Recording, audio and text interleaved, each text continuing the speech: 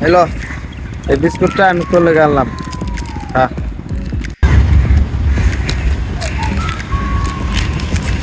ভাই হঠাৎ করে তুমি আমার বিস্কুট দিতেছো, কাহিনী কি ভাই?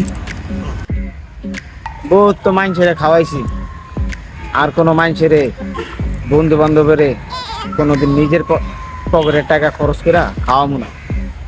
কারণ এগুলারে নিজের পকেটের টাকা খরচ করে খাওয়াইলে এগুলা তোর মনে কর বেইমানি করে।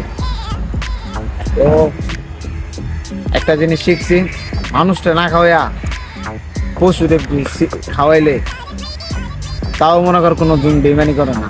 দেওয়াস না, তুই কুত্তার একটা বিস্কুট দিবি, কিন্তু কুত্তা ওই একটা বিস্কুট পেয়ে তোর পিছ ছাড়বো না, তোর লোকে বেইমানি করবো না।